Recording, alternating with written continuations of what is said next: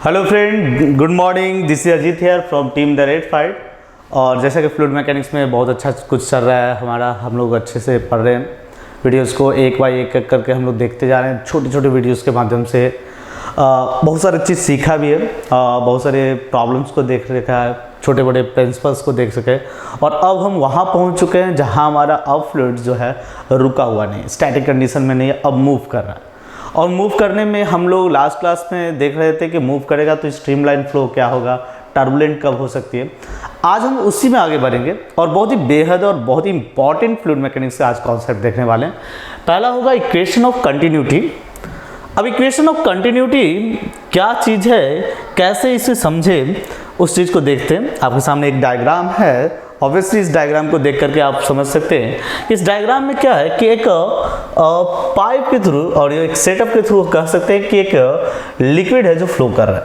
But इस setup में क्या है समस्या या फिर क्या सिचुएशन है कि सेटअप के एरिया को देखना, तो यहाँ पर क्रॉस सेक्शन एरिया कुछ और है और जहाँ पर ये सपोज ये इनपुट एंड है तो यहाँ इनपुट पर क्रॉस सेक्शन एरिया कुछ अलग है और यहाँ जो आउटपुट एंड है यहाँ क्रॉस सेक्शन एरिया है। अब हमें इक्वेशन ऑफ कंटिन्यूटी को समझना।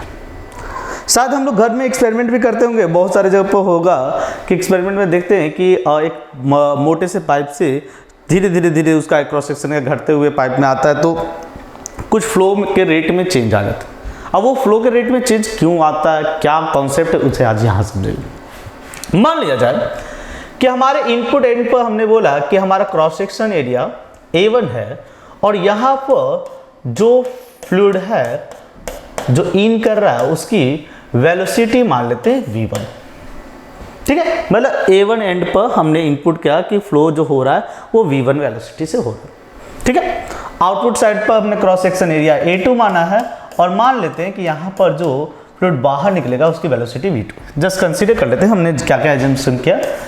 A1 area at point 1, V1 volume at point 1, A2 area at point 2 and V2 area at point 2। Basic बात।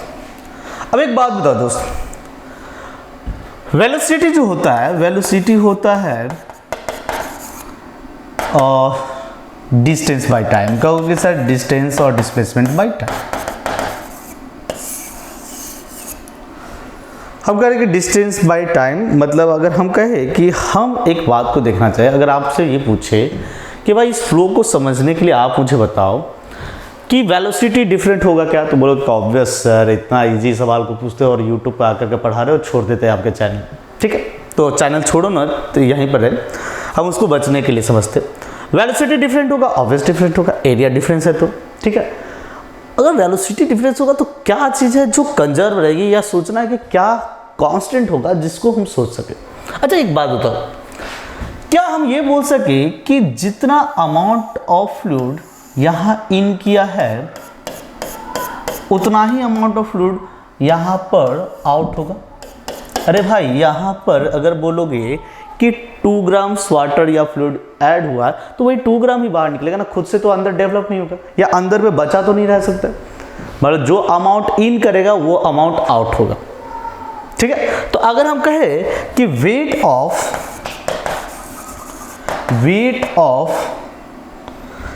Of fluid enters per unit time, तो आप कहोगे कि पर यूनिट टाइम इसलिए मैं पर यूनिट टाइम इसलिए क्योंकि रेट वेलोसिटी के हिसाब से है, तो जितना पर यूनिट टाइम इधर वेट इन करेगा उतना ही वेट उधर आउट करेगा। वेट और मास कर दे तो ज़्यादा प्रॉपर होगा, हम एक क्या करते थे, इसको मास कर देते। ठीक है, अब बोलो कि क्या होगा दोस्त, तो कहोगे सर ये हो जाएगा आपका एरिया इनटू वेलोसिटी कर दोगे, तो वेलोसिटी करोगे तो आपको मिल जाएगा वॉल्यूम पर यूनिट टाइम और इनटू कर दो डेंसिटी।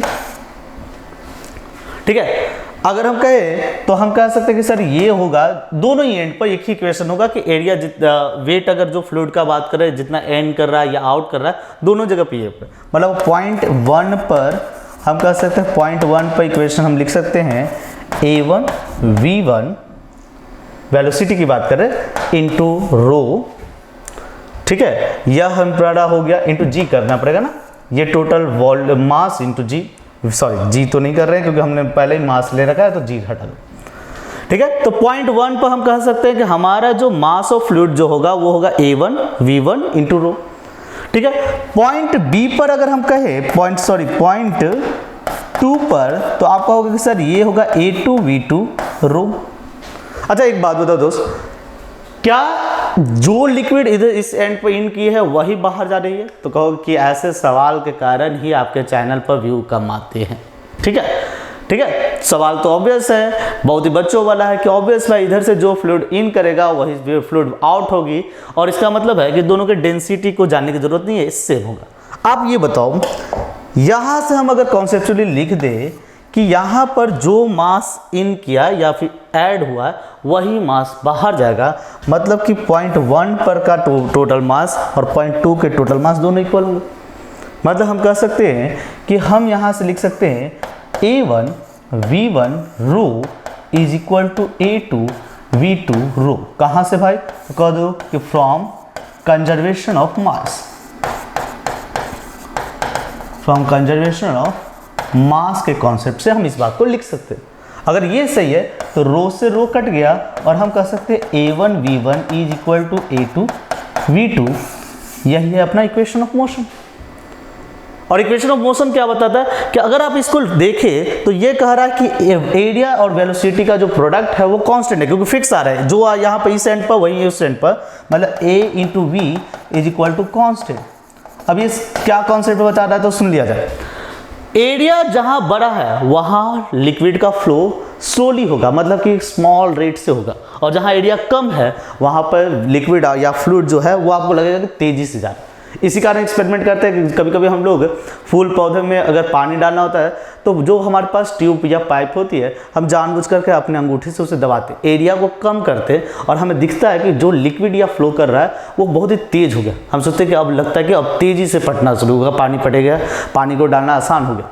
बट हम लोग ये कॉन्सेप्ट को बोल गए कि जितना मास ऊपर से आएगा उतना ही मास उधर आएगा। हाँ, वेलोसिटी के बढ़ने से हमें वो डिस्टेंस ट्रैवल ज़्यादा मिल जाता है, लेकिन हमें लगता है कि नहीं हम तेजी से काम कर रहे हैं। चलो, ये एक्सपेरिमेंटली दिखा हुआ है और यही है इक्वेशन ऑफ कंटिन्यूटी। और इक्वेशन ऑफ कंटिन्यूटी कहता है the product of area and velocity at any point, ठीक है, ये ध्यान रखिए, at any point of streamline flow ये हमेशा कांस्टेंट ही होगा, ठीक है। और जो कॉन्सेप्ट आपके माइंड में अगर हो गया हो स्क्रीनशॉट ले ले, लेकिन आपके नोट्स के लिए भी प्रॉपर मैंने आगे कुछ लिखा है उससे देख लिया जाए।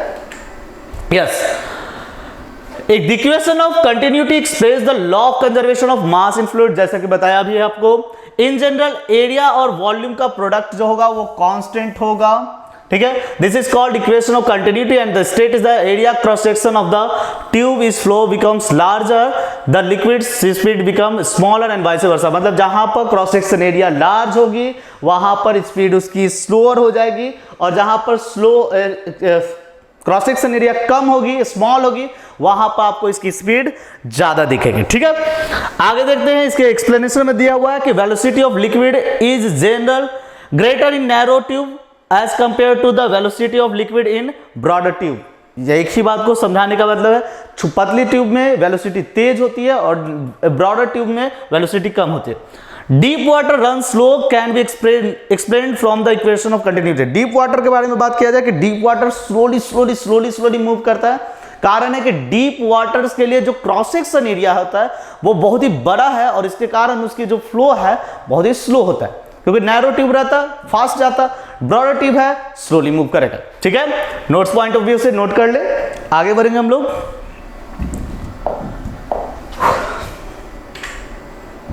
एनर्जी ऑफ लिक्विड, यस, जैसा कि हम बोल दिए कि अब डायनेमिक्स को डिस्कस कर रहे हैं। अब डायनेमिक्स में क्या है कि कारण जानना पड़ेगा, एनर्जीज के बारे में, फोर्स के बारे में, सब कुछ के बारे में। तो हम लिक्विड के बारे में जनरली जो एनर्जी डिफाइन करेंगे 1, 2 और 3, मतलब हम करेंगे कि 3 types of energy are explained for a liquid.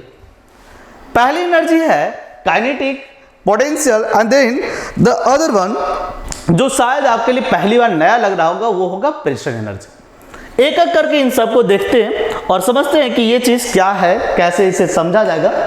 पहले है काइनेटिक एनर्जी। अब यहाँ पर अगर बात करें तो आप कहोगे कि सर यहाँ ऐसा है कि वाटर या जो लिक्विड फ्लो कर रहा है, इस लिक्विड में वेलोसिटी है, ठीक है, और वेलोसिटी है, इसका मतलब कह सकते हैं कि कंसीडर करें कि कंसीडर मास ऑफ फ्लूइड जो है हमारा है m and velocity at any point, हम सब कंसीडर कर लेते हैं कि इस पॉइंट पर वेलोसिटी क्या होगा, ठीक है। इस पॉइंट पर वेलोसिटी हम p पॉइंट पर देख रहे हैं, तो वेलोसिटी हमें मिल गया, वेलोसिटी v। तो आप कहोगे कि काइनेटिक एनर्जी सिंपल है, हाफ mv², क्लास 7-9 से हम पढ़ते आ रहे हैं, ठीक है। तो ये हमारी होगी काइनेटिक एनर्जी ऑफ फ्लूइड, जो कि होगा मैटर्स के काइनेटिक मोशन के कारण जो एनर्जी मिले। अगर आप इसको और देखना चाहे तो हम अगर आपसे पूछे कि काइनेटिक एनर्जी ऑफ फ्लूइड पर यूनिट मास क्या होगा, तो बोलोगे कि पर यूनिट मास कह रहे हो आप सर, तो करो क्या कि मास से डिवाइड कर दो। चलो कर देता हूं, 1/2 mv² divided by m, that is 1/2 v², ठीक है। यह हमारा है काइनेटिक एनर्जी पर यूनिट मास। इसलिए पर यूनिट मास देख रहे हैं क्योंकि यूनिट मास में एनालिसिस करने में थोड़ा आसान होता है, तो हम लोग यूनिट मास पर एनालिसिस कर रहे हैं। और काइनेटिक एनर्जी के बारे में वही डेफिनेशन कि किसी भी मैटर के जो मोशन के कारण जो एनर्जी होती है या जो एनर्जी एसोसिएटेड होती है इन टर्म्स ऑफ मोशन, उस एनर्जी को हम लोग बोलते हैं काइनेटिक एनर्जी। और इस फ्लो के लिए, फ्लूइड के लिए हमारी काइनेटिक एनर्जी इस तरह से दी जा सकती है, हाफ mv², और पर यूनिट मास पर अगर बात किया जाए तो it will be half v²। Note कर लो, सिंपल है। दूसरी एनर्जी पोटेंशियल एनर्जी। तो पोटेंशियल एनर्जी के बारे में देखें तो आप कहोगे कि सर ऐसा है कि यहाँ जो फ्लूइड फ्लो कर रहा है ये कुछ हाइट पर है, और कोई भी पार्टिकल अगर h हाइट पर होता है तो आप कह सकते हो कि some amount of energy associated with their static condition. Static condition मतलब जो हाइट को मेंटेन रखता है, एल्टीट्यूड को मेंटेन रखेगा, और वो एनर्जी को आप देते हो तो कहोगे ये तो पढ़ा हुआ है सर कि potential energy is equal to mgh, ठीक है। और अगर हम बोले कि यहां पर पोटेंशियल एनर्जी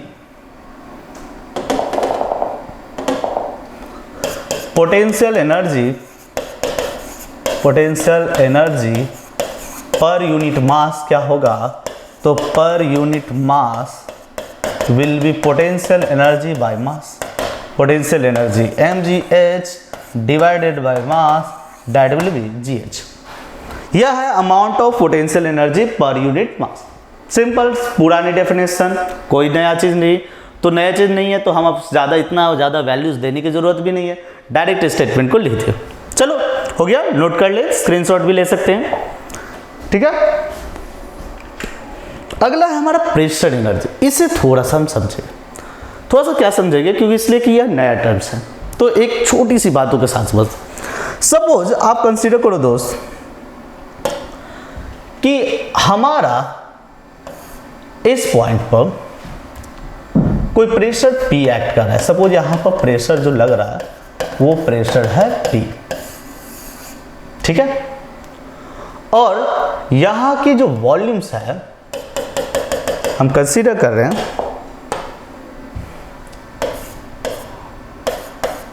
वॉल्यूम, या फिर वॉल्यूम से अच्छा है कि हमारे लिए और आसान पड़ेगा और यह डिस्क्रिप्टिव होगा कि हम यहाँ का क्रॉस सेक्शन एरिया मान ले, तो क्रॉस सेक्शन एरिया A मान लेते।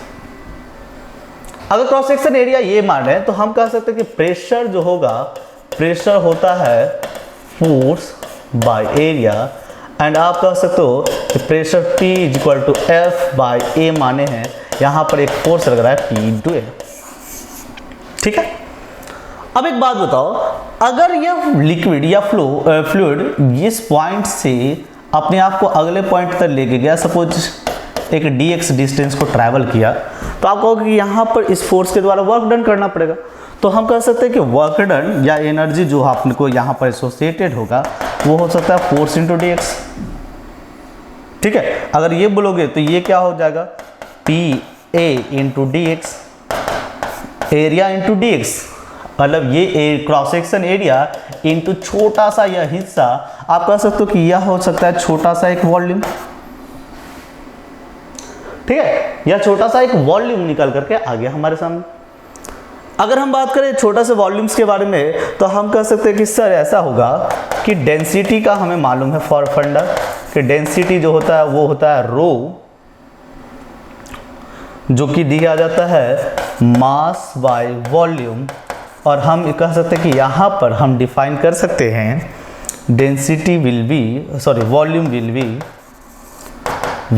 B mass by density. कर सकते हैं क्या एक सिंपल डेफिनेशन को, इसलिए कि सबको एक टर्म में हम लिखना चाह रहे हैं और एक टर्म का मतलब है कि एनर्जी पर यूनिट मास के टर्म, ठीक है। तो हम यहाँ से आपकी मदद से लिख रहे हैं, उसे समझते हैं कि वर्क डन में हमारा हुआ PdV, मतलब कि यह जो प्रेशर एनर्जी थी जिसे हम बोल रहे थे वर्क डन, प्रेशर एनर्जी जो कि लिखा गया PdV, जो कि हम लिख सकते हैं P मास की जगह पे m ही लिख देते हैं क्योंकि यहाँ पर मास है, तो मास की जगह पे m बाय रो, तो Pm बाय रो, ठीक है। यह प्रेशर एनर्जी रहा। और अगर हम बोले कि प्रेशर एनर्जी पर यूनिट मास क्या होगा, तो प्रेशर एनर्जी पर यूनिट मास जो हम दे पाएंगे वो दे पाएंगे Pm रो बाय मास, और ये हम कह सकते हैं P बाय रो। तीन चीजें हैं जो हमें ध्यान रखना है। हमारे पास तीन तरह की एनर्जी थी, है काइनेटिक एनर्जी, पोटेंशियल एनर्जी और प्रेशर एनर्जी। अगर हम बोले पर यूनिट मास में, तो पर यूनिट मास में काइनेटिक एनर्जी हमारा जो रिजल्ट आ रहा है, काइनेटिक एनर्जी पर यूनिट मास वो आ रहा है half V², potential energy per unit मास GH, pressure energy per unit मास अपना आ रहा है प्रेशर बाय रो, ठीक है। और ये तीन तरह की एनर्जी है जो किसी भी सिस्टम, किसी भी फ्लूइड के साथ एसोसिएटेड हो। पहले नोट्स पॉइंट ऑफ व्यू से बना ले, नोट्स बना ले, उसके बाद फिर हम लोग आगे बढ़ेंगे और फिर देखेंगे कि इसका क्या एप्लीकेशन क्या है, ठीक है। लिख बन गया होगा। यस, इसकी एप्लीकेशन के लिए बर्नौलीज थ्योरम। अब बर्नौलीज थ्योरम क्या कहता है, तो सीधा बात है, स्टेटमेंट पर जाने से पहले हम समझ ले। ये कहता है कि कंजर्वेशन ऑफ एनर्जी फॉलो होगा, मतलब यहाँ पर एक आइडियल फ्लूइड जो है वो एनर्जी के कंजर्वेशन के नियम का वायलेशन नहीं करेगा। It will follow the law of conservation of energy. और लॉ ऑफ कंजर्वेशन एनर्जी का मतलब क्या होता है, total energy will conserve constant. तो यहाँ पर कहता है कि बर्नौलीज के स्टेटमेंट के अनुसार कि the sum of pressure energy, kinetic energy and potential energy per unit mass is always constant for ideal fluid having streamline flow। मतलब आप अगर कह रहे हो आइडियल फ्लूइड, तो इसके लिए आपका टोटल एनर्जी जो कि काइनेटिक एनर्जी, पोटेंशियल एनर्जी और प्रेशर एनर्जी था पर यूनिट मास का, वह कंजर्व होगा। अगर कंजर्व मानते हैं तो आप कह सकते हो कि आप इन तीनों को लिखो, तो यह हो सकता है kinetic energy per unit mass plus potential energy per unit mass plus pressure energy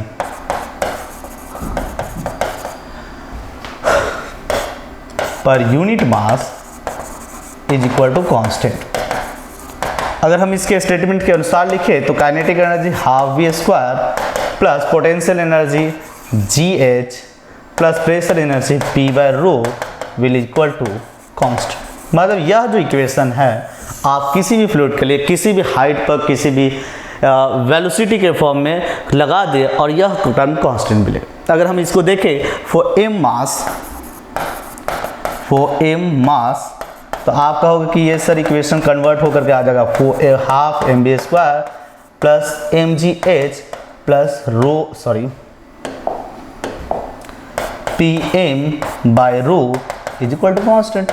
और यह एक ऐसा इक्वेशन है जो आपके किसी भी फ्लोइंग फ्लूइड्स के लिए आप अगर कुछ ना डालो, गिवन डेटा डिटेल्स को लिखे और अप्लाई कर दे, और मोस्टली ये चांसेस है कि आपका जेई और नीट के पूछे गए सवाल बन जाएंगे। ठीक है, तो होपफुली ये क्वेश्चन तक हम कैसे पहुंचे, अब इस क्वेश्चन के एप्लीकेशन पर कुछ प्रॉब्लम्स को देखेंगे, इजी वे में बनाएंगे, सॉल्व करेंगे और तेजी से आंसर तक पहुंचेंगे आगे के वीडियोस में, क्योंकि इस वीडियो में ऑलरेडी हम लोग बहुत सारी चीज़ों को सीख गए, ज़्यादा पढ़ना है नहीं अपने को। ठीक है, तो इस वीडियोस को यहीं पर ख़त्म करते हैं। होपफुली अगले वीडियोस में फिर हमारी मुलाकात होगी, तब तक के लिए धन्यवाद, thank you, have a nice day.